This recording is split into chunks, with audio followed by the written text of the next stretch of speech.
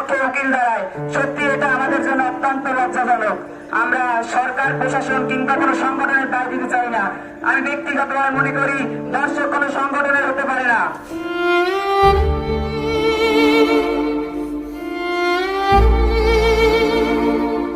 পিরোজপুরকে এরপর থেকে আমরা জিরো টলারেন্স টু ইফটিজিং হিসেবে আমরা এই এলাকাকে ঘোষণা করব।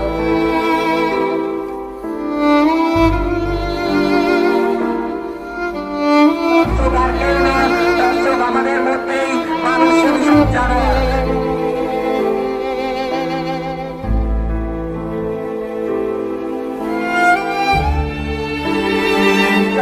কখনো কখনো সংকটকালে দায়িত্ব পালন করতে হয়।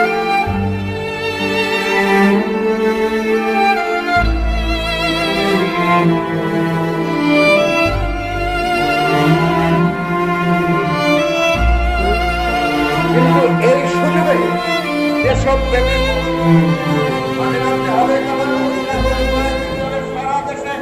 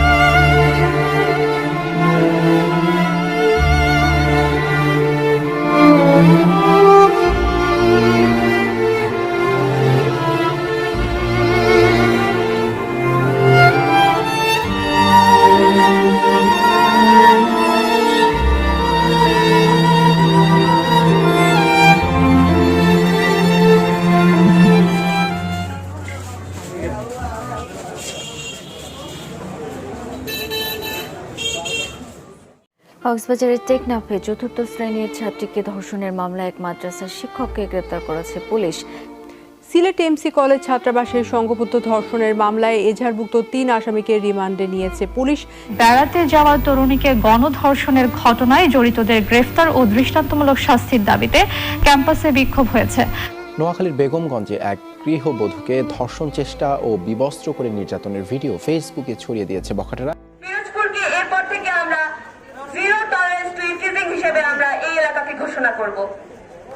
যেন পিরোজপুরে এরপরে কোনো ধর্ষক, কোনো ইফতিজারের স্থান না পায়। এক করে দেওয়া হবে তাকে আমাদের সমাজ থেকে। আমাদের ভাইয়েরা সোচ্চার, আমাদের সমাজ সোচ্চার। এরপর থেকে পিরোজপুরে ধর্ষিতাকে এক করে করা হবে না, এক করে করা হবে ধর্ষককে। নির্মমতা কতটুকু বাড়ালে যাতে আমি নির্লজ্জ, আমি চিৎকার করিয়া কাঁদিতে চাইয়াও করিতে পারি না চিৎকার। বুকের ব্যথা বুকে চাপিয়ে চাপায় নিজেকে দিয়েছে ধিক্কার।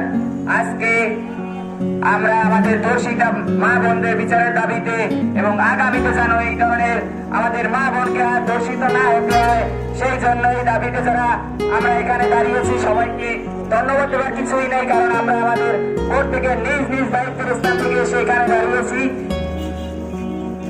আমি মনে করি ধর্ষণকে যারা মানুষ বলে তাদের মতো নির্বোধ প্রাণী আমাদের সমাজে আর কেউ নেই। ওদের দেখতেই শুধু মানুষের মতো, কিন্তু এরা আসলে মানুষ রূপী জানোয়ার। বলতে লজ্জা হচ্ছে আমরা কোন দেশে দাঁড়িয়ে ধর্ষণের বিচার চাচ্ছি, যেখানে কোর্টে ধর্ষণের পক্ষে উকিল দাঁড়ায়। সত্যি এটা আমাদের জন্য অত্যন্ত লজ্জাজনক।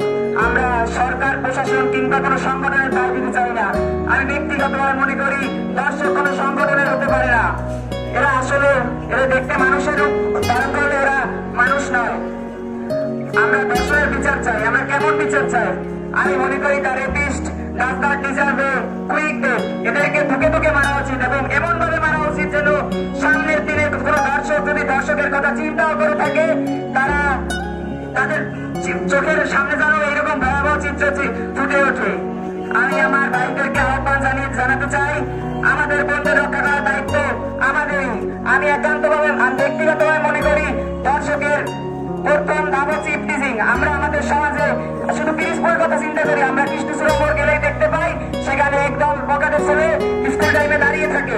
এরা কারা? এরা আমাদের বড় ভাই, কিন্তু তাকে ধর্ষক হিসেবে পরিচয় দেবো, তখন সে যেই হোক, আমরা যদি নিজেরা এই ব্রিজিংকারীরা যদি আমাদের থেকে শক্তিশালী হয়, তাহলে আমরা প্রশাসনের সহায়তা নেব। এভাবে আমাদের বোনকে আমাদের নিজেদেরকে রক্ষা করতে হবে। আমি আরো ব্যক্তিগতভাবে আরেকটা কথা বলতে চাই, আমাদের বোন আমি মনে করি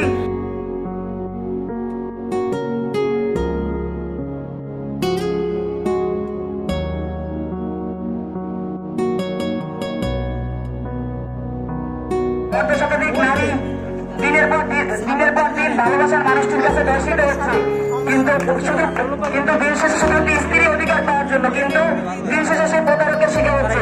আমি আমার বোনদের বলে দিতে চাই, এই ধরনের প্রতারকের শিকার যেন তারা না হয়। পৃথিবীর সকল ধর্ষিতা বোনের ভাই হিসেবে আমি বলে দিতে চাই, যদি আমরা ধর্ষণের সঠিক বিচার না পাই, এর জন্য যা যা করণীয় আমরা তাই করবো, এবং আমরা মাঠে থাকবো শেষ দিন পর্যন্ত। অথবা ধর্ষণের শেষ দিন, ধর্ষণ যতদিন না মাঠ থেকে যাচ্ছে, আমরাও ততদিন মাঠ থেকে না যাচ্ছি। জননেত্রী শেখ হাসিনার কাছে আমাদের আকুল আবেদন, আমরা বিশ্বাস করি তিনি ধর্ষণের প্রতি সঠিক বিচার আমরা পাবো তার কাছ থেকে। এই আশা আহ্বান ব্যক্ত রেখে আমি এবার সংক্ষিপ্ত বক্তব্য শেষ করছি। সবাইকে অসংখ্য ধন্যবাদ।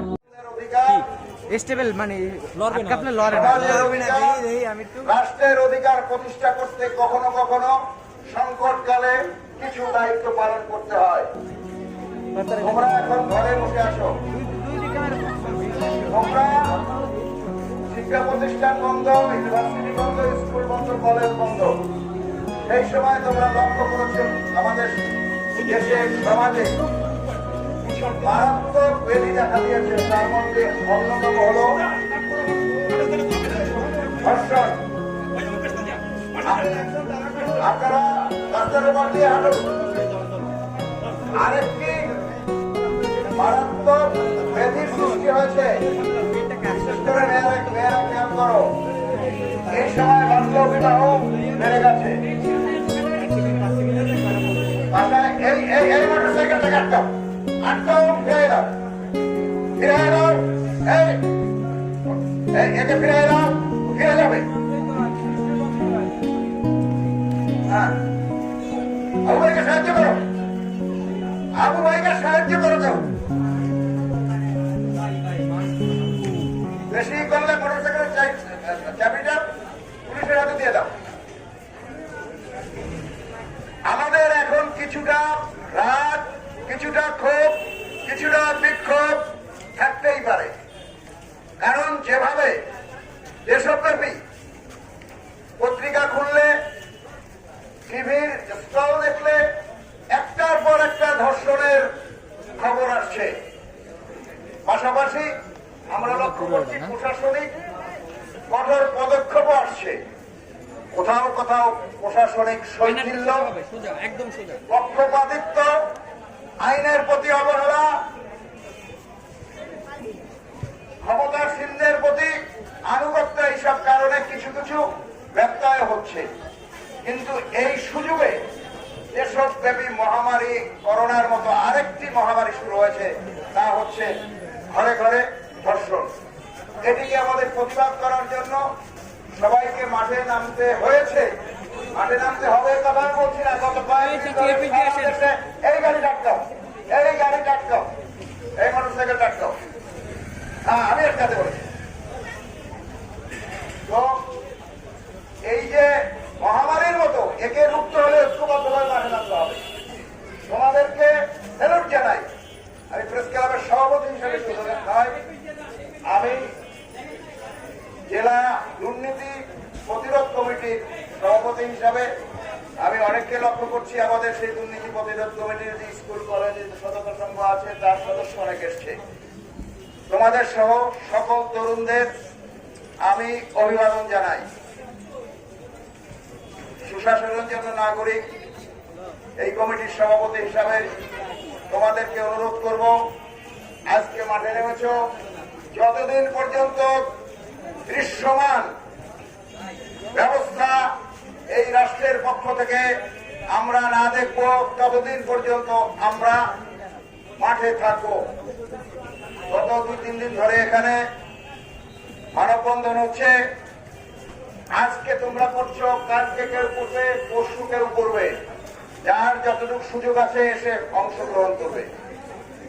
আর একটা বিষয় খেয়াল করবে, তা হচ্ছে আমরা করোনার সময়টি ঘরে বসে অলস না কাটিয়ে অনলাইনে যারা শিক্ষা গ্রহণ করছো, অনলাইনে নানা তোমরা যারা এক্সারসাইজ করছো, এগুলো চালিয়ে যাবে এবং যেখানে অন্যায় দেখবে, যেখানে অঘটন দেখবে, দুর্ঘটনা দেখবে, অপরাধ দেখবে, সেখানে তোমরা এর প্রতিবাদ করবে। ধন্যবাদ সবাইকে। ধন্যবাদ। আজকের এই মানববন্ধনে আমরা একত্রিত হয়েছি, আমাদেরকে একত্রিত হতে হয়েছে কারণ আর সহ্য করা যাচ্ছে না। আজকে আমরা আপু যেরকম বললো, পথে বের হলে ভাবি যে আমরা কতক্ষণ ধরে নিরাপদ আছি। আগে এই ধর্ষণ কথাটা আমরা ভাবতাম যে শুধু বড় মোটামুটি যারা যুবক যুবতী তাদের ক্ষেত্রে, কিন্তু এখন আমাদের নিজেদের ছোট বোনটা যে একদম অবুঝ শিশু, তাকে নিয়েও আমাদেরকে চিন্তা করতে হয়। এমনকি আমাদের মা বাবা দিদিমা ঠাকুমা তারাও কিন্তু নিস্তার পাচ্ছে না। এর শেষটা আসলে কোথায়? আমরা যদি বহির্বিশ্বের দিকে তাকাই, তাহলে চীনে যদি আমরা দেখি যে মেডিকেল টেস্টের পর সরাসরি মৃত্যুদণ্ড দেওয়া হয়।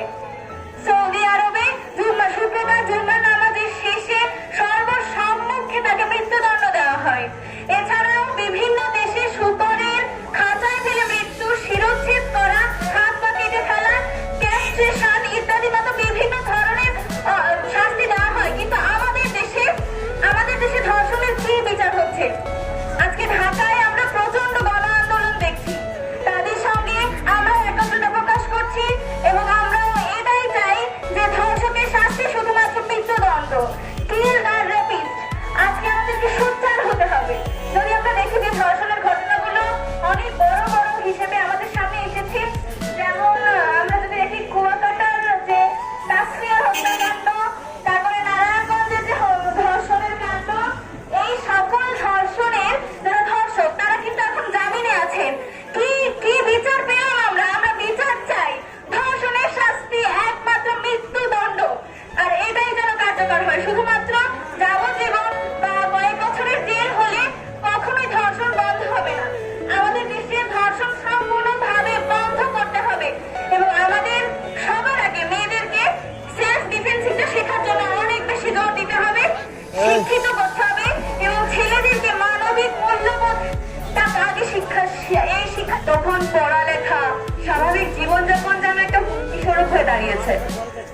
সমাজে প্রায় প্রচলিত একটা কথা আছে যে নারীর পোশাকের জন্যই সে এখন ধর্ষিত হচ্ছে। যদি নারীর পোশাকের জন্য ধর্ষিত হয়, তাহলে অজু করতে যাওয়া একজন বৃদ্ধ নারী কি করে ধর্ষণের শিকার হয়? 3 মাসের বাচ্চাকে কেন ধর্ষণের মতো এরকম একটা বাজে কাজে তাকে সামিল করা হয়? তাহলে তার দোষটা কি ছিল?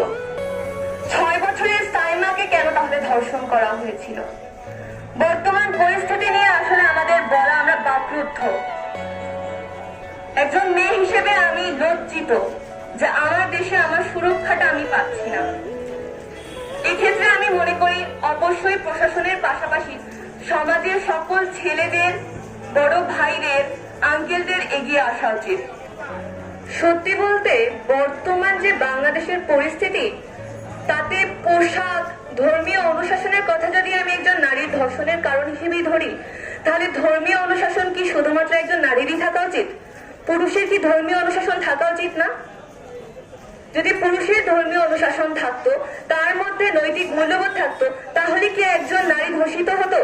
শুধুমাত্র একজন নারীর পোশাকের কারণে, ধর্মীয় মূল্যবোধ না থাকার কারণে কি ধর্ষণটা হয়?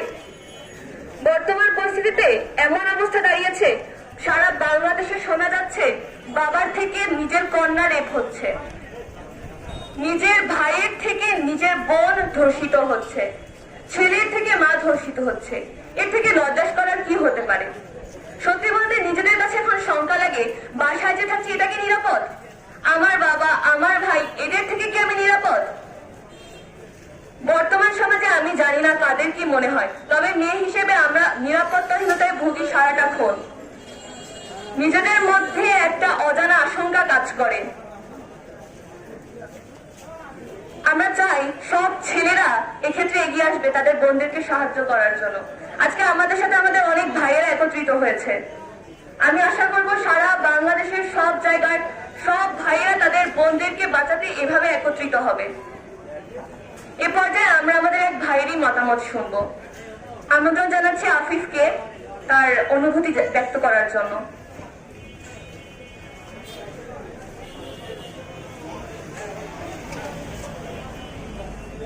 বিসমিল্লাহির রহমানির রহিম। আসসালামু আলাইকুম সকলকে।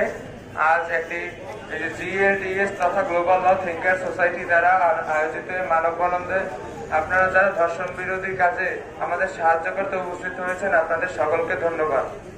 বলতে খুবই খারাপ লাগছে যে মানে আমাদের দেশে রোজ শত শত হাজার হাজার মা শিশুরা এবং কি বৃদ্ধ মানুষেরা তারাও কিছু কিছু মানুষরূপী জানোয়ারদের হাতে ঐতিহাসিক অত্যাচারের শিকার হচ্ছে। আমি এখানে দাঁড়িয়ে আপনাদের কাছে এই অনুরোধ জানাই যে আমরা যাতে সামাজিকভাবে সেই সকল মানুষরূপী ঐতিহাসিক জানোয়ারদের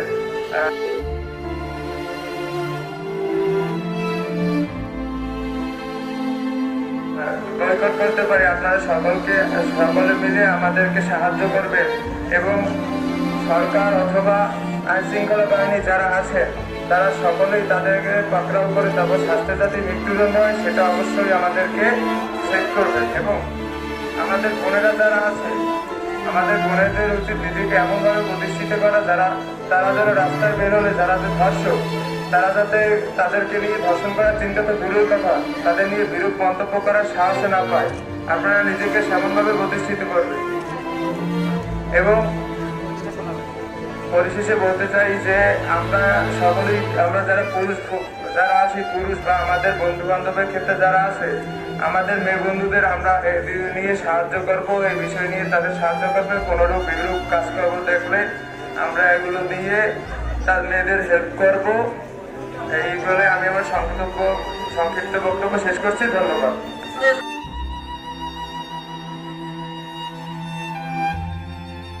এ পর্যায়ে আমি আমার আরেক ভাইয়ের কাছ থেকে শুনতে চাই বর্তমান পরিস্থিতিতে সে তার বোনের জন্য কি নিরাপত্তা নিশ্চিত করতে চায়, বাট এক্ষেত্রে তাদের কি করণীয়। আমন্ত্রণ জানাচ্ছি আবরার আহমেদ জাওয়াদকে। বিসমিল্লাহির রহমানির রহিম। সংগ্রামী উপস্থিতি, আজকে আমরা যে বিষয়ের উপর এখানে একত্রিত হয়েছি সেটি একটি লজ্জাজনক ঘটনা আমাদের বাংলাদেশের জন্য, একটি লজ্জাজনক ঘটনা আমাদের মা বোনেদের জন্য। আমরা কি এর প্রতিকার পাবো না? আজ পত্রিকার পাতা খুললেই দেখা যাচ্ছে প্রত্যেক দিন ধর্ষণের খবর। আজ নারীরা হারিয়েছে তাদের অধিকার, নারীর রাস্তায় চলাফেরার অধিকার হারিয়েছে আমার মা বোনেরা। 2020 সালের প্রথম 10 দিনেই দেশে 116টি ধর্ষণের মতো ঘটনা ঘটে এবং এই দেশের এই করোনাকালীন সময়েও দেশে 90 জন নারী এবং 116 জন শিশু ধর্ষণের ঘটনা ঘটে।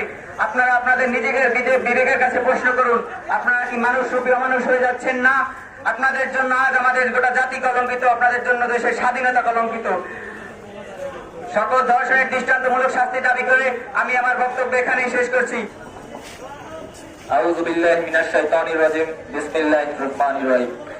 গ্লোবাল ল থিঙ্কার সোসাইটির পক্ষ থেকে আজকে এই দেশব্যাপী ধর্ষণ বিরোধী মানববন্ধনে উপস্থিত সবাইকে ধন্যবাদ জানিয়ে শুরু করছি। আজকে পত্রিকা খুললে ধর্ষণ, ফেসবুক খুললে ধর্ষণ, সব যে কোনো সামাজিক যোগাযোগ মাধ্যমেই ঢুকি না কেন প্রতিটার হেডলাইনে রয়েছে ধর্ষণ। প্রতিটা সামাজিক যোগাযোগ মাধ্যমের হেডলাইন ধর্ষণ। আজ নারীরা আজ নিরাপদ না, তারা তাদের নিরাপত্তা খুঁজতে আজ রাস্তায় নেমেছে। আমরাও তার ধর্ষকদের বিরুদ্ধে রাস্তায় নেমেছি। আমাদের ধর্ষকদের বিরুদ্ধে জিরো টলারেন্স নীতি মেনে চলতে হবে। আমাদেরকে সচেতন হতে হবে, নারীদেরকে সচেতন হতে হবে। ছেলেদের উদ্দেশ্যে বলতে চাই, তোমাদের বোনের দায়িত্ব নিতে হবে। তোমাদের বোন কোথায় যাচ্ছে, কোথায় কার সাথে মিশছে, তাদের সাথে তার সকল তথ্য নিতে হবে। কারণ দর্শক আর কেউ না, দর্শক আমাদের মধ্যেই মানুষরূপী সব জানোয়ার। তাই তাদেরকে চিহ্নিত করতে হবে। বোনদের উদ্দেশ্যে বলতে চাই, তোমাদের সবসময় সচেতন থাকতে হবে, তোমাদের ঠিকভাবে চলতে হবে, তোমাদের এমন ভাবে চলতে হবে যাতে একটি খারাপ ছেলে তোমাদের দিকে খারাপ কুমন্তব্য করতে 10 বার ভাবে। তোমাদেরকে সচেতন হতে হবে।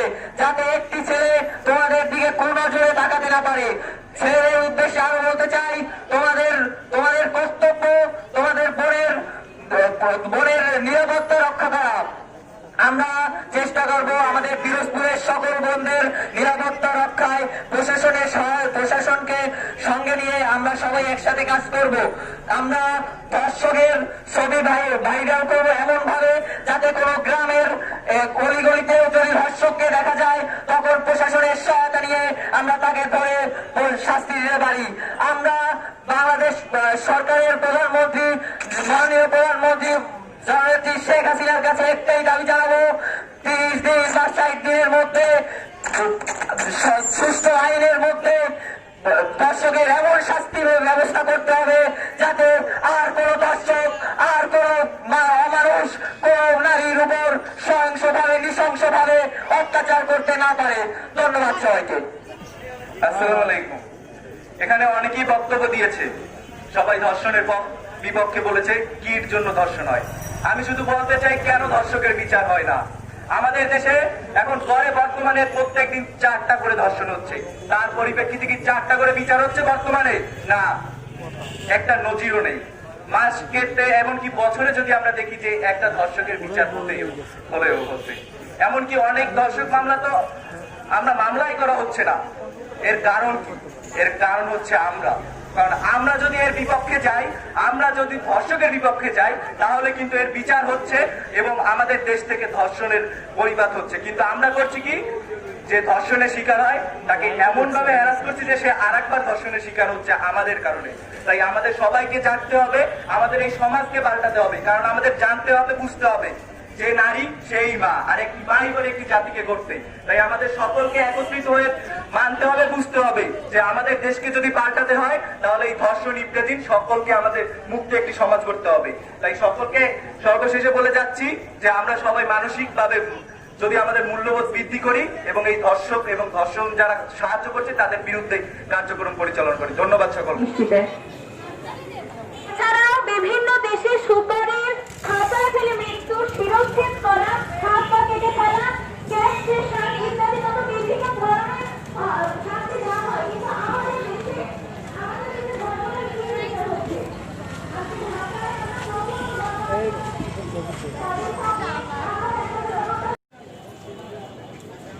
লড়বে না, সমস্যা নেই। আজকের এই মানববন্ধনে আমরা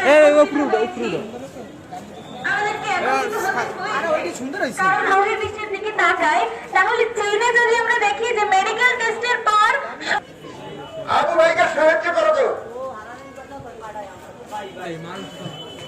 বেশি করলে মোটরসাইকেল চাবিটা পুলিশের হাতে দিয়ে দাও।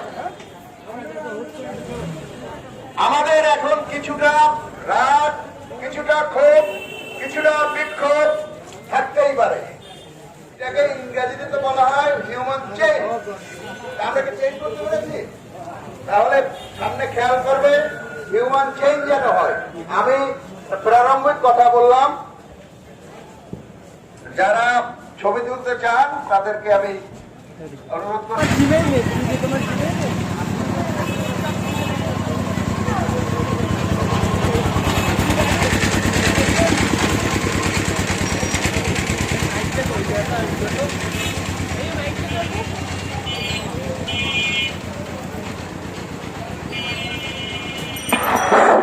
সবাইকে সামাজিক দূরত্ব মেনটেন করার জন্য বর্তমানে বাংলাদেশে যে ধর্ষণের বিচার সেটা হচ্ছে 10 বছরের কারাদণ্ড এবং আর্থিক অর্থদণ্ড। একজন মেয়ে হিসেবে ধর্ষণের এই বিচারে আমি সন্তুষ্ট না। তাই আজকে আমরা কিছু দফা নিয়ে দাঁড়িয়েছি। আজকে আমাদের 6 দফা দাবি। আমি আমাদের মাননীয় প্রধানমন্ত্রী জননেত্রী শেখ হাসিনার কাছে দফাগুলো জানাতে চাই। প্রথম দফা, একজন মেয়ে হিসেবে যেহেতু আমি ধর্ষণের এই বিচারে সন্তুষ্ট না, তাই আমার মতে প্রথম দফা হিসেবে দাবি হচ্ছে ধর্ষকের দৃষ্টান্তমূলক শাস্তি নিশ্চিতে তার ক্যাস্ট্রেশন করা হোক। অর্থাৎ যে ছেলের অযাচিত অনৈতিক চাহিদার জন্য একজন মেয়ের, একজন মার সুন্দর জীবন নষ্ট হয়ে যায়, সে সুন্দরভাবে সমাজে বাঁচতে পারে না, তাকে এক করে দেওয়া হোক, তার এই যৌন চাহিদাই নষ্ট করে দেওয়া হোক। Castration is the first right should be. এবং সেকেন্ড দফা দাবি হচ্ছে আমাদের দ্রুততম সময়ে এই শাস্তি নিশ্চিত করতে হবে। সর্বোচ্চ 1 মাসের মধ্যে আমাদের শাস্তি নিশ্চিত করতে হবে। 3 দফা দাবি হচ্ছে আমাদের দেশের ধর্ষকদের যে শাস্তি দেওয়া হবে এটা যে এলাকার ধর্ষক সেই এলাকায় জনসম্মুখে করতে হবে, জনসম্মুখে শাস্তি দিতে হবে, যাতে আরেকজন ধর্ষক পরবর্তীতে ধর্ষণ করার আগে তার 100 বার ভাবে এবং সে কেঁপে ওঠে। 4 নম্বর দাবি, 4 নম্বর আমাদের দফা হচ্ছে যে পিরোজপুর যেহেতু একটা মফস্বল এরিয়া, পিরোজপুর সহ সারা বাংলাদেশের মফস্বল আনাচে কানাচে যত জায়গা রয়েছে প্রত্যেকটা এলাকায় পর্যাপ্ত পরিমাণ রোড লাইটের ব্যবস্থা করা এবং এর পাশাপাশি পুলিশ নিরাপত্তা জোরদার করা, যাতে রাত্রেবেলা কোনো মেয়েকে হ্যারাসমেন্টের শিকার না হতে হয়। 5 দফা দাবি হচ্ছে আমাদের ভাইদেরকে এগিয়ে আসতে হবে, এটা ভাইদের উদ্দেশ্যে। যদি কোনো ছেলে রাস্তায় একটা মেয়েকে টিজ করে, সে তোমার বড় ভাই না তোমার বন্ধু এটা দেখো না, নিজেরা এগিয়ে আসো। যদি তোমরা নিজেরা এগিয়ে না আসো, আমরা মেয়েরা মিলেও কিন্তু সেটা প্রোটেস্ট করব। এবং 6 দফা দাবি এবং আমাদের শেষ দাবি, দ্রুততম সময়ে এই শাস্তি যখন কার্যকর করা হবে পুলিশের তৎপরতা বাড়ানো, পুলিশের তৎপরতা জোরদার এবং পুলিশকে এগিয়ে আসার আহ্বান। এবং আমরা চাই দেশ থেকে ধর্ষণ জিরো কোঠায় নেমে আসুক। পিরোজপুরকে আমরা এভাবে নিদর্শন বানাতে চাই, সারা বাংলাদেশ এখন টপে আছে ধর্ষণের জন্য। আমরা চাই এটা যেন জিরোতে নেমে আসে, সে যেন সর্বনিচে থাকে। এবং বাংলাদেশকে আমরা এটা জানাইতে চাই, জিরো টলারেন্স টু ইফতিজার, জিরো টলারেন্স টু চিজ। আমরা আবারও জানাতে চাই, এরপর থেকে পিরোজপুরে ইফতিজারের বিরুদ্ধে জিরো টলারেন্স মারা হবে। সেটা পুলিশ মানবে, সেটা আমাদের জনগণ মানবে, সেটা আমাদের ভাইয়েরা মানবে। আমরা চাই সারা বাংলাদেশে আমাদের আন্দোলন ছড়িয়ে পড়ুক, ধর্ষকরা দ্রুততম সময় তাদেরকে বিচারের আওতায় আনা হোক এবং ধর্ষিতাকে সমাজে এক করে না করে তাকে সুন্দর স্বাভাবিক জীবনযাপনের সহায়তা করা হোক। আমরা এই সকল দাবি জানিয়ে আজকের মানববন্ধন শেষ করছি। গ্লোবাল ল থিঙ্কার সোসাইটির পক্ষ থেকে সকলকে ধন্যবাদ জানাচ্ছি আজকের মানববন্ধনে অংশ নেওয়ার জন্য। এবং সারা বাংলাদেশে আমাদের বিক্ষোভ ছড়িয়ে পড়বে, 64 জেলাতে দ্রুত সময়ের মধ্যে আমাদের মানববন্ধন আবার অনুষ্ঠিত হবে। ধন্যবাদ সকলকে। সকলকে আজকের ভিডিওটি সম্পূর্ণ দেখার জন্য। আমরা দেখছি আমাদের 64 জেলায় প্রতিদিন কারো না কারো উপর জবরদস্তি করে ধর্ষণ করা হচ্ছে। আমরা এরই বিরুদ্ধে পিরোজপুরে একটি মানববন্ধন করেছি। আশা করি আমাদের দেশের 64 জেলায় এই মানববন্ধন পালন করা হোক, যাতে ধর্ষকের উপযুক্ত শাস্তি হয়। এই বলে আজকের ভিডিওটি শেষ করছি। সকলকে ধন্যবাদ।